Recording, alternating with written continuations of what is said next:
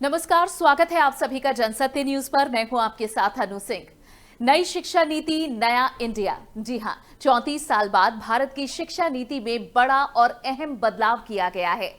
इस नई शिक्षा नीति से नए युग और नए भारत की शुरुआत होने जा रही है। वो भारत जिसकी नींव स्कूलों से रखी जाती है, वो इंडिया जिसका भविष्य स्कूली शिक्षा पर निर्भर होता है। अब इस नई शिक्षा नीति के तहत उसी नींव को मजबूत करने का काम किया गया है। ऐसे में इस नई शिक्षा नीति में क्या क्या बदलाव हुए हैं, उसके बारे में जानना हम सबके लिए जरूरी है, क्योंकि इसका सीधा सरोकार हमसे और आपसे है। इसी को ध्यान में रखते हुए इस कार्यक्रम में हम नई शिक्षा नीति के हर छोटे बड़े पहलू को आपके सामने रखेंगे। तो चलिए नई शिक्षा नीति वाले इस नए इंडिया के सफर की शुरुआत करते हैं।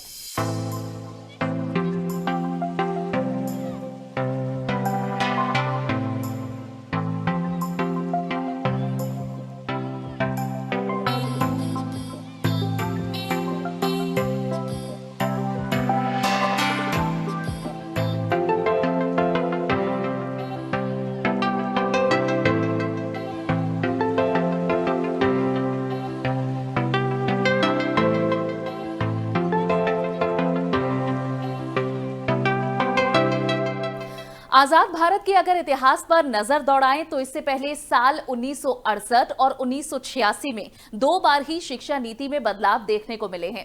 हालांकि 1992 में भी शिक्षा नीति में कुछ बदलाव किए गए, लेकिन वो 1986 की शिक्षा नीति पर ही आधारित थे। अब 34 साल के लंबे अंतराल के बाद केंद्र की मोदी सरकार ने एक बार फिर से शिक्षा नीति में बड़ा बदलाव किया है। इस बदलाव की कोशिश यही है कि नए भारत की नींव को और मजबूत किया जाए। 34 साल बाद बदलेगी देश के स्कूलों की शिक्षा। नई शिक्षा नीति 2020 को मिली मंजूरी। केंद्रीय मंत्रिमंडल ने नई शिक्षा नीति को दी मंजूरी। अब स्कूल कॉलेज की व्यवस्थाओं में होगा बड़ा बदलाव। अब बदले फॉर्मेट से बदलेगा देश का भविष्य। केंद्र की मोदी सरकार ने नई शिक्षा नीति को मंजूरी दे दी है। बुधवार को कैबिनेट की बैठक में इस पर फैसला लिया गया। नेशनल हायर एजुकेशन बिल को कैबिनेट ने मंजूरी दे दी है और अब इसे संसद में पेश किया जाएगा।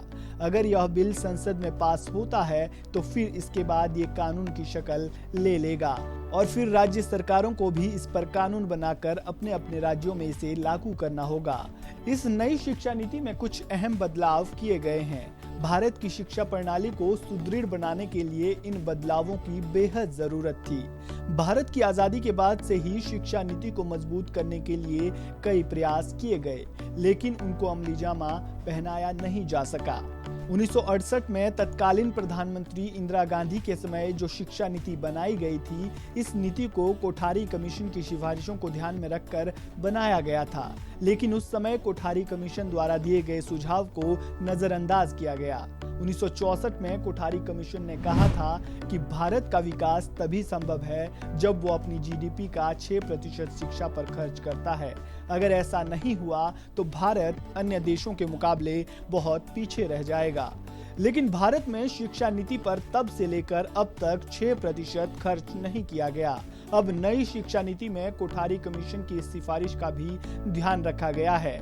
नई शिक्षा नीति को लेकर हुई कैबिनेट के बैठक की जानकारी केंद्रीय मंत्री प्रकाश जावड़ेकर और रमेश पोखरियाल निशंक ने प्रेस कॉन्फ्रेंस के जरिए दी। उन्होंने कहा कि 34 साल बाद भारत की नई शिक्षा नीति आई, इसमें स्कूल कॉलेजों की व्यवस्था में बड़े बदलाव किए गए हैं। साथ ही मानव संसाधन मंत्रालय का नाम बदलकर शिक्षा मंत्रालय किया गया है। आज प्रधानमंत्री नरेंद्र मोदी जी की अध्यक्षता में मंत्रिमंडल की बैठक हुई और 21वें सदी के एक नई शिक्षा नीति को उसमें मंजूरी दी गई। यह बेहद महत्वपूर्ण है क्योंकि 34 साल से शिक्षा नीति में परिवर्तन नहीं हुआ था और इसलिए आज का ये जो परिवर्तन है और जो नई शिक्षा नीति है, मुझे विश्वास है कि पूरा समाज और सभी देशवासी इसका स्वागत करेंगे और दुनिया के शिक्षाविद भी इसको निश्चित रूप से सराहना करेंगे। देश के लगभग 1000 से भी अधिक विश्वविद्यालय, 45,000 से भी अधिक डिग्री कॉलेज, 15 लाख से भी अधिक स्कूल, 1 करोड़ 9 लाख से भी अधिक अध्यापक और कुल अमेरिका की जितनी आबादी नहीं है उससे भी अधिक 33 करोड़ से भी अधिक छात्र और छात्राओं को आज के इस ऐतिहासिक दिन पर बधाई देना चाहता हूं, शुभकामना देना चाहता हूं। मुझे भरोसा है कि जो ये हमारी शिक्षा नीति है, ज्ञान, विज्ञान, अनुसंधान, नवाचार, प्रौद्योगिकी से युक्त, संस्कार क्षम, मूल्य परक, हर क्षेत्र में हर परिस्थिति का मुकाबला करने वाली, पूरी दुनिया के लिए भारत में ज्ञान की महाशक्ति के रूप में उभर करके आएगी। नई शिक्षा नीति को प्रभावी बनाने के लिए इसमें छात्रों के ओवरऑल डेवलपमेंट पर जोर दिया जा रहा है। इसी के मद्देनजर सरकार ने शिक्षा नीति को लेकर 2 समितियां बनाई थी। एक TSR सुब्रमण्यम समिति और दूसरी डॉक्टर के कस्तूरी रंगन समिति बनाई गई थी। नई शिक्षा नीति के तहत अब कक्षा 1 से लेकर कक्षा 5 तक बच्चों की पढ़ाई मातृभाषा, स्थानीय भाषा और राष्ट्रभाषा में करवाई जाएगी। सरकार ने 2 समितियां बनाई। एक TSR सुब्रमण्यम की समिति जिसने मई 2016 में अपना प्रतिवेदन दिया था, और उसके बाद डॉक्टर के कस्तूरी रंगन जो प्रसिद्ध वैज्ञानिक हैं, इसरो में रह चुके हैं, चेयरमैन थे स्पेस कमीशन के, विभिन्न इंस्टीट्यूट्स के वो चांसलर हैं, बोर्ड ऑफ गवर्नर्स के डायरेक्टर हैं, शिक्षा से उनका जुड़ाव है और शिक्षक और अन्य स्कूल शिक्षा, उच्च शिक्षा दोनों से जुड़े हुए जो बड़े वैज्ञानिक हैं या एकेडमिक हैं। जो शिक्षा का माध्यम है उसमें ये लिखा है कि जहाँ तक पॉसिबिलिटी हो वहाँ तक 5वीं कक्षा तक मातृभाषा या नहीं तो क्षेत्रीय भाषा हो या घर की जो भाषा बोली जाती है उसमें पढ़ाया जाए, और हो सके तो 8वीं तक पढ़ाया जाए और उसके आगे भी पढ़ाया जाए जहाँ पॉसिबल हो। ये एक होलिस्टिक रिपोर्ट कार्ड की बात हो रही है। इसमें 3 तरह के मूल्यांकन होंगे। एक तो खुद बच्चा अपना मूल्यांकन करेगा, दूसरा सहपाठी जो उसके हैं वो उसका मूल्यांकन करेंगे, और तीसरा उसके शिक्षक उसका मूल्यांकन करेंगे। और ये जो रिपोर्ट कार्ड है इसमें हर साल इस बच्चे को कौन सी लाइफ स्किल इस बच्चे में समावेश होनी चाहिए वो लिखा होगा, पेरेंट्स के साथ चर्चा होगी और वो हर लाइफ स्किल के ऊपर चर्चा करता हुआ रिपोर्ट कार्ड बनेगा, जो हम लोग आर्टिफिशियल इंटेलिजेंस पे बेस करके जब बच्चा 12वीं कक्षा में निकलेगा तो उसके पास अपने पिछले 15 साल का पूरा एक जिसको कहते हैं कच्चा चिट्ठा होगा, जिसमें लिखा होगा कि वो कौन कौन सी स्किल्स उसने इम्बाइब करी हैं। जी हां, नई शिक्षा नीति के तहत अब छात्रों को सिर्फ एनुअल एग्जाम के बूते ही पास नहीं किया जाएगा, उनसे पूरे साल क्या क्या किया और किन किन गतिविधियों में भाग लिया इसे भी देखा जाएगा। इसके अलावा नई शिक्षा नीति में एक बेहद खास और अहम बदलाव किया गया है, जिसके जरिए छात्र अपने मनपसंद विषय को भी पढ़ सकते हैं। तो चलिए अब आपको नई शिक्षा नीति के उस पहलू से रूबरू भी करवा देते हैं।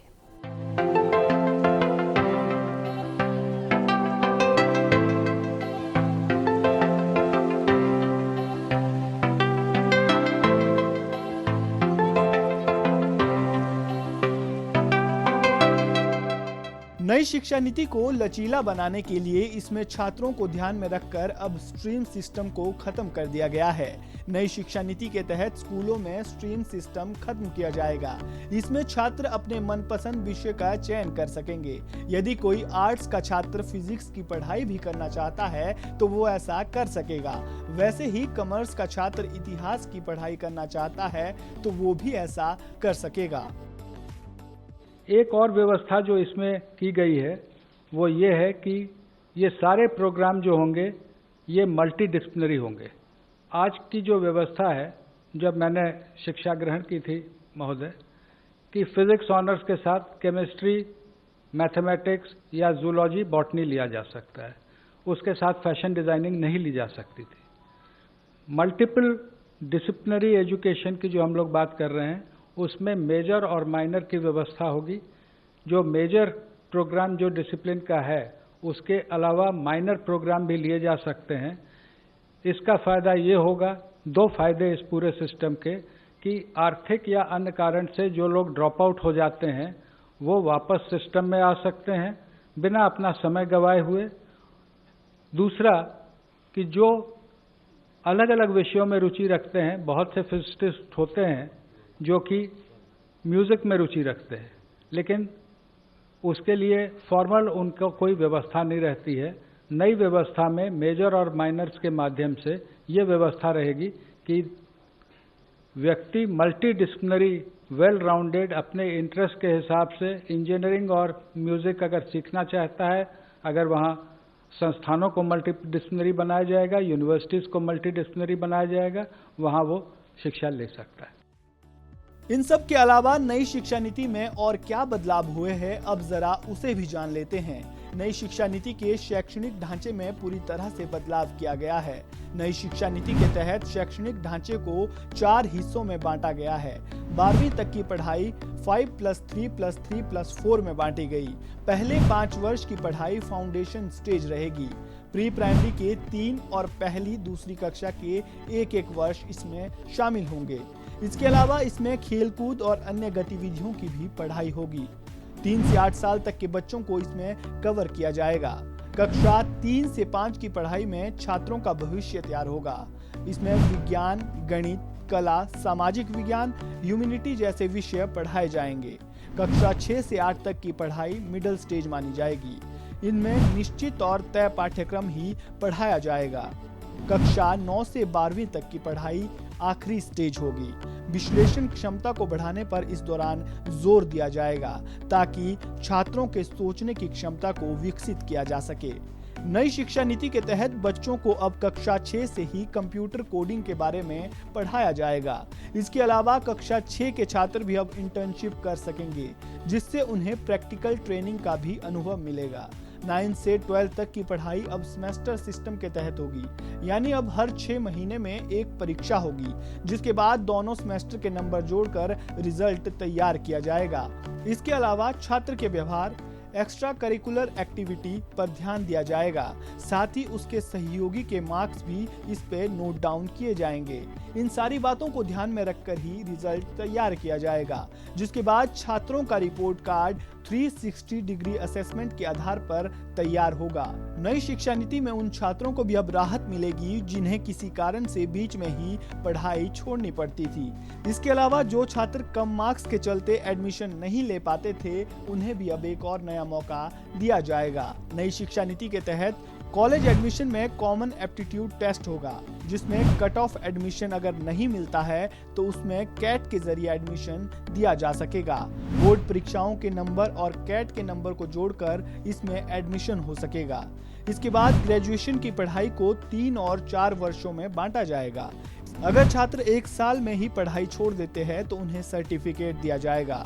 इसके अलावा अगर 2 साल में पढ़ाई छोड़ते हैं तो उन्हें डिप्लोमा दिया जाएगा। अगर छात्र 3 साल की पढ़ाई पूरी करते हैं तो उन्हें बैचलर डिग्री दी जाएगी। इसके अलावा अगर आप कॉलेज में 4 साल लगाते हैं तो आपको रिसर्च के साथ डिग्री भी मिलेगी। ये व्यवस्था मल्टी एंट्री और मल्टी एग्जिट वाली व्यवस्था है, यानी छात्र जिस विषय की पढ़ाई करना चाहे वो विषय चुन सकते हैं। इसके अलावा छात्रों के लिए एकेडमिक बैंक ऑफ क्रेडिट भी बनाया जाएगा, जिसके जरिए छात्रों के कोर्स पूरा होने पर उनके अंक क्रेडिट बैंक में जमा हो जाएंगे।